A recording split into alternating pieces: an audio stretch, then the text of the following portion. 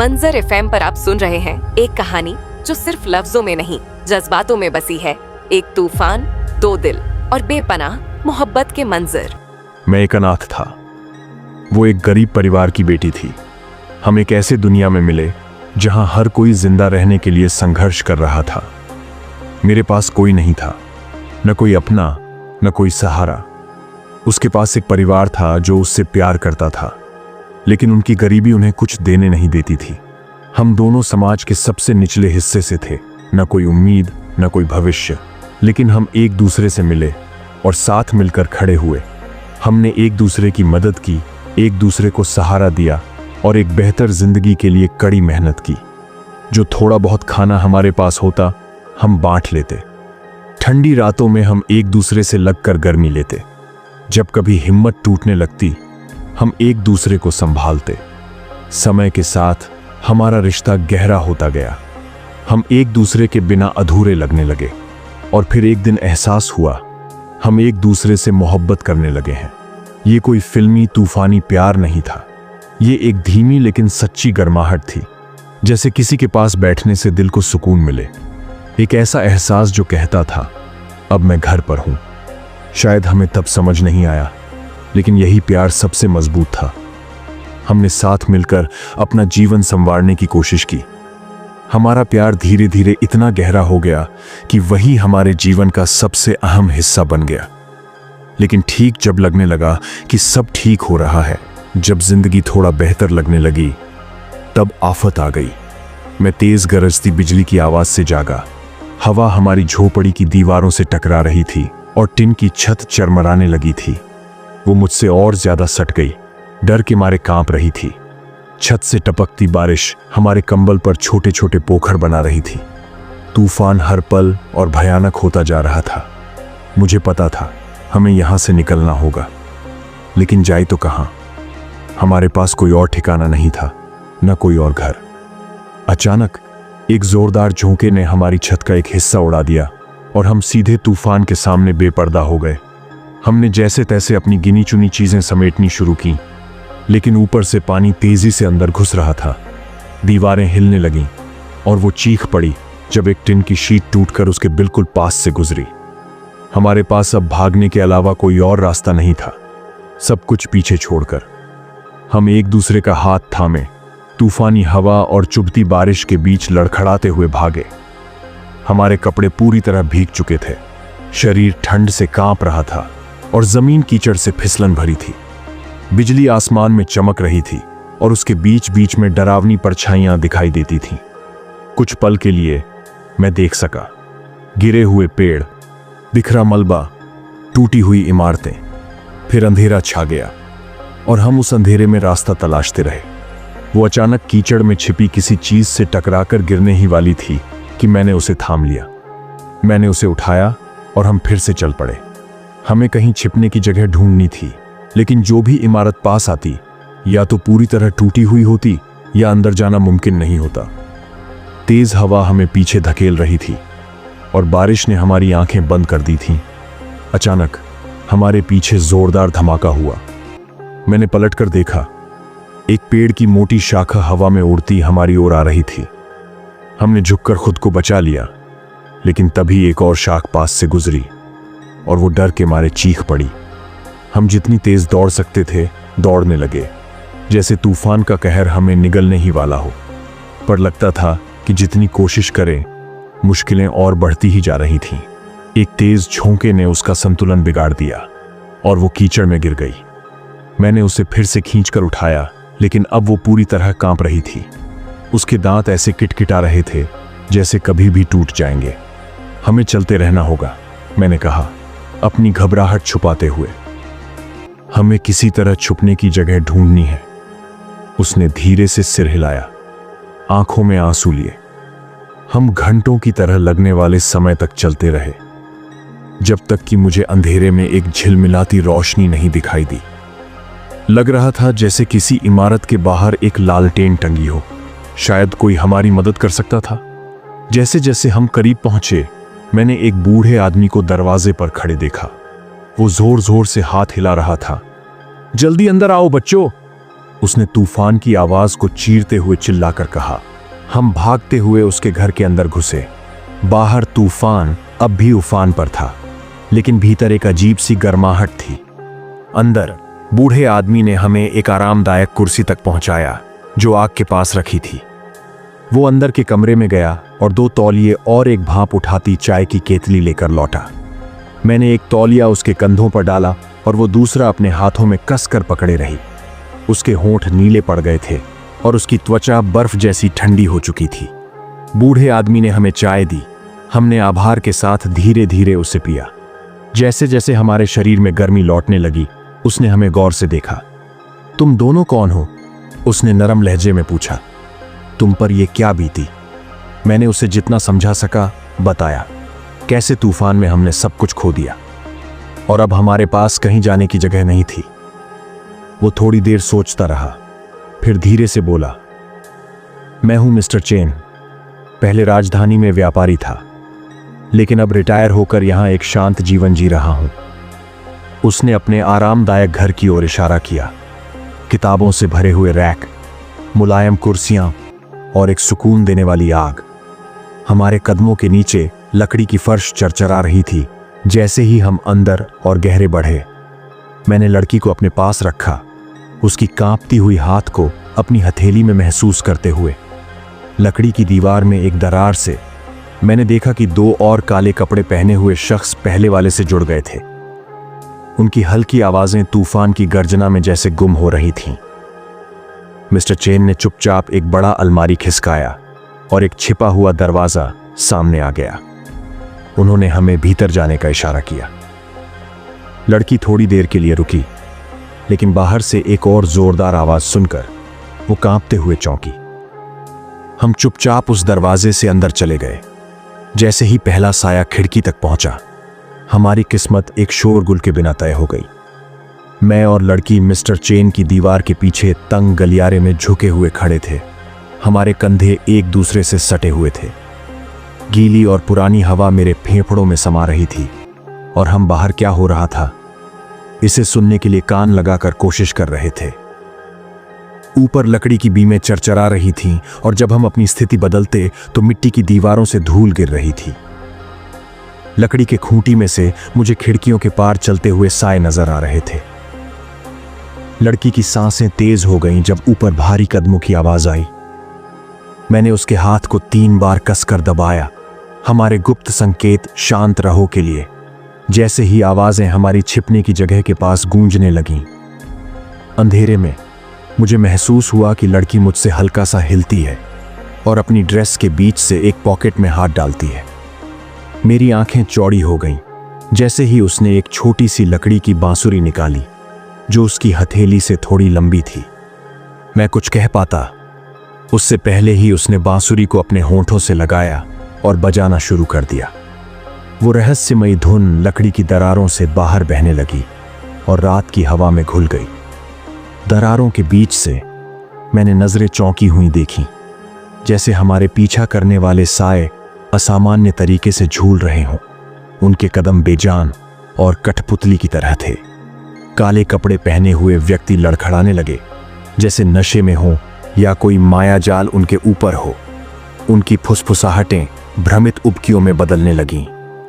लड़की की अंगुलियां बांसुरी के छेदों पर नृत्य कर रही थीं, जबकि उसकी आंखें ध्यान में बंद थीं।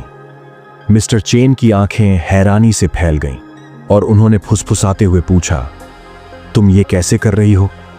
लड़की ने बांसुरी को थोड़ी नीचा किया और फुसफुसाते हुए कहा, यह एक उपहार है जिसे मेरी दादी ने मुझे सिखाया था, जब भी हम खतरे में हों हमें बचाने के लिए। मैंने मिस्टर चेन की ओर देखा और मुझे एहसास हुआ कि शायद यह हमारी आखिरी मौका है बिना देखे भागने का।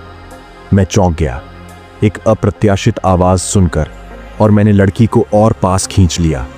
जैसे ही हम पीछे की ओर अंधेरे में झांकने लगे, एक हल्की नीली आभा से एक आकृति रोशन होती है जो गलियारे के अंत में खड़ी है।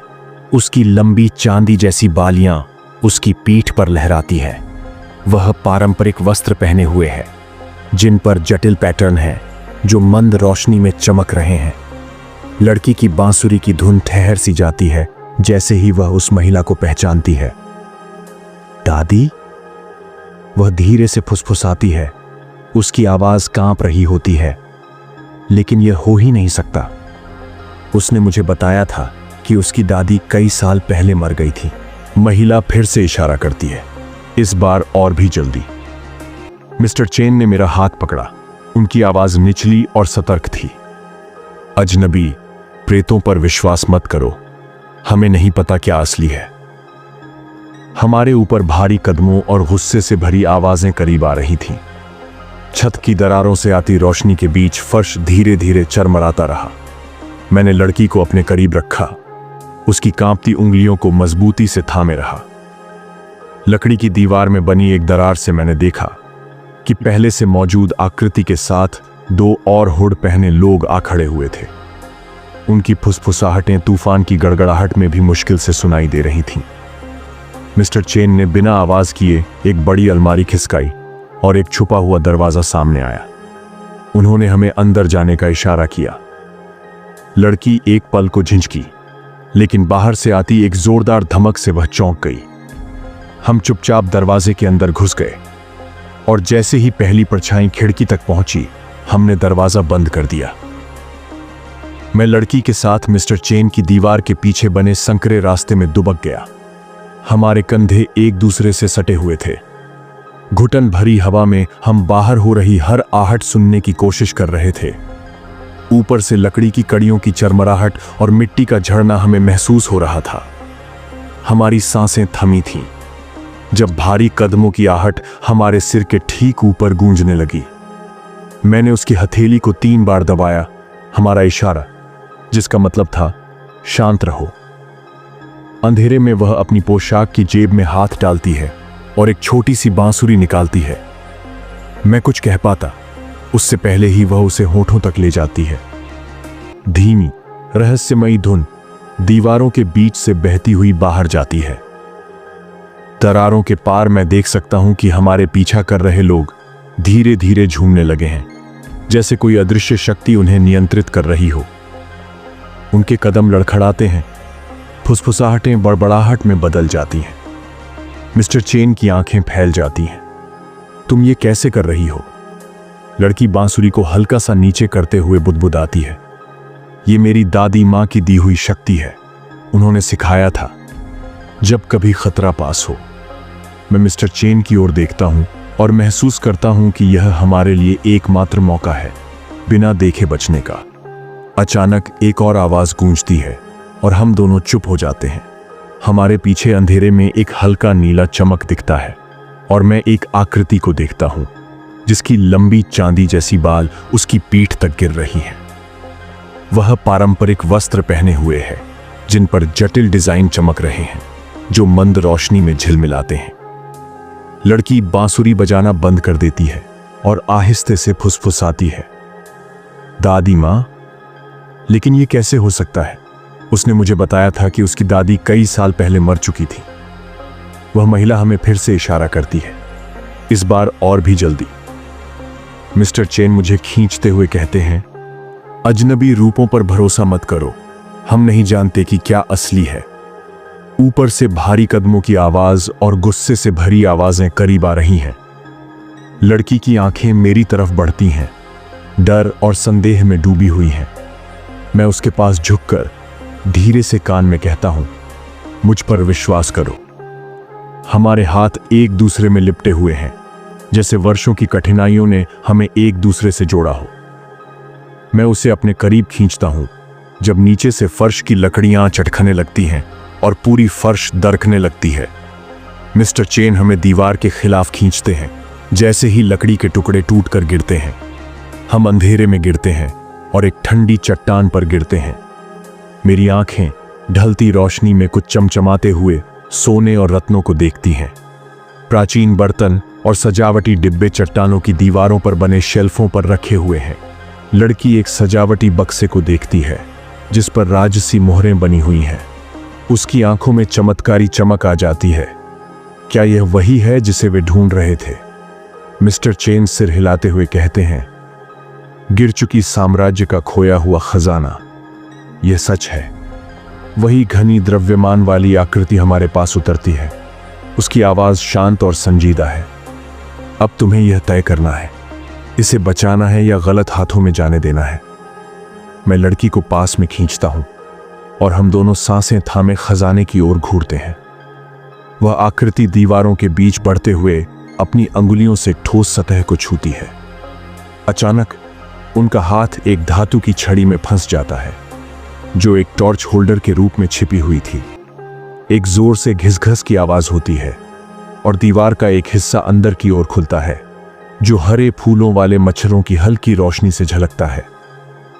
ताजगी से ठंडी हवा अंदर आती है, जिसमें गीली जमीन की गंध और आजादी की महक है। लड़की मेरी आस्तीन खींचती है और वह नई पहचानने वाली पैरों के निशान की ओर इशारा करती है, जो खजाने से बाहर निकलते हैं। हमारे ऊपर से आ रही शोर शराबा और कदमों की आवाज अब और भी तेज हो गई है।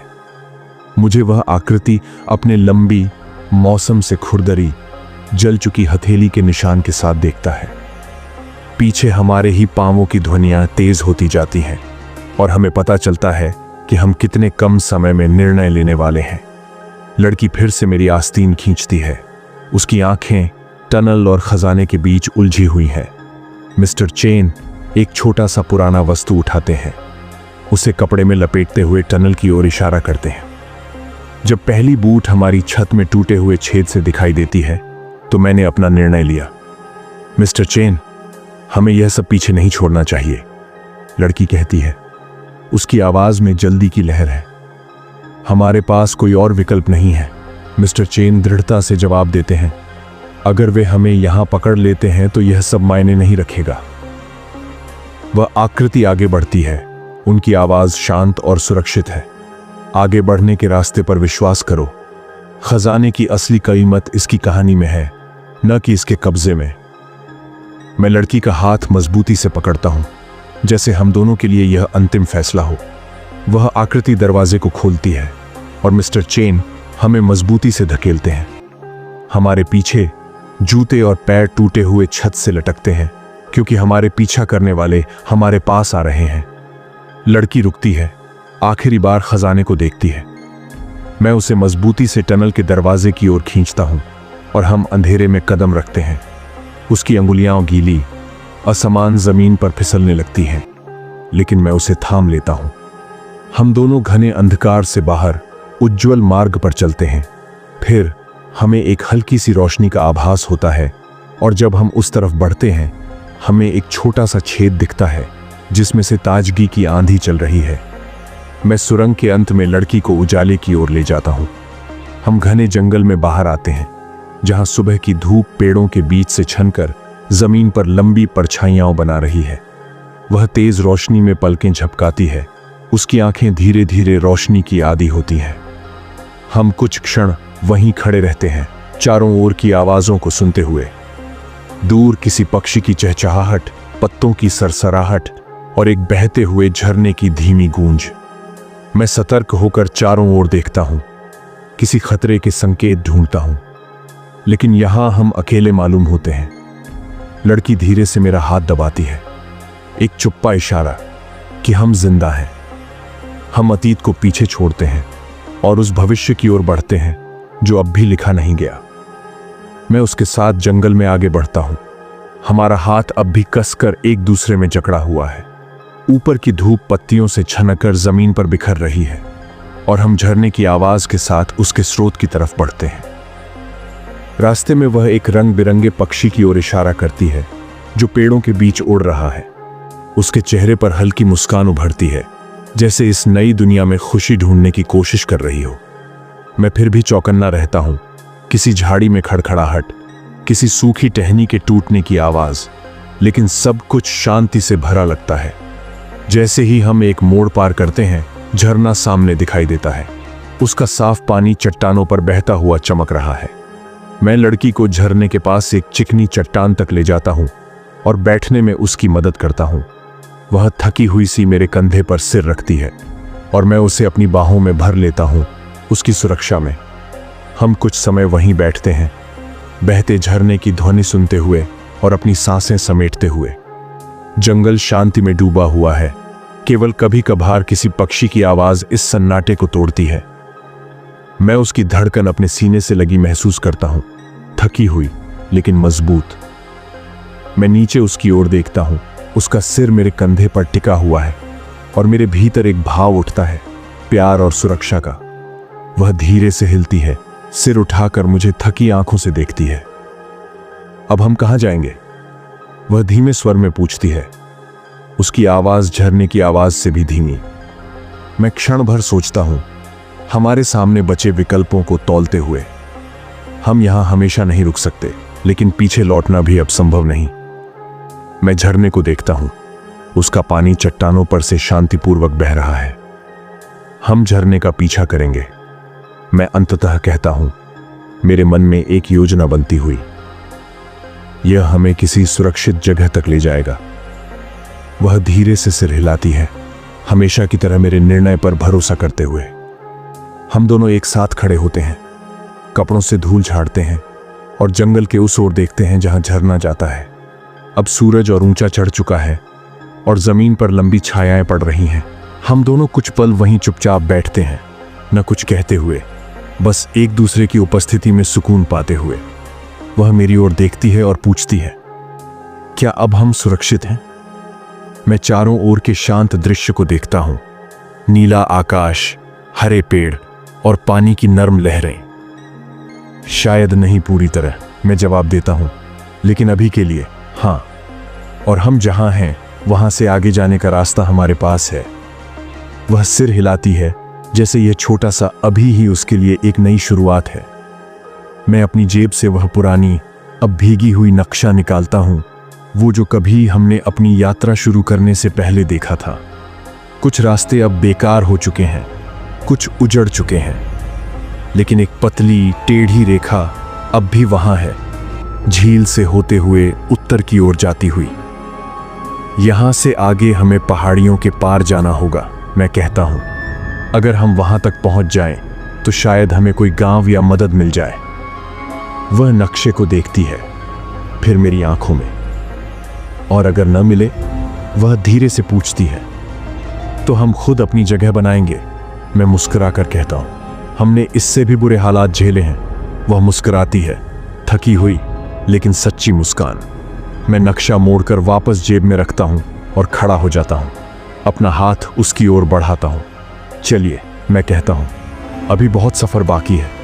वह मेरा हाथ पकड़ती है और हम एक साथ आगे बढ़ते हैं, झील के किनारे से होते हुए उस नए रास्ते की ओर, जिसे न तो अतीत ने देखा है और न भविष्य ने पहचाना है। लेकिन हम अब तैयार हैं। हम अब बस बचे हुए नहीं हैं,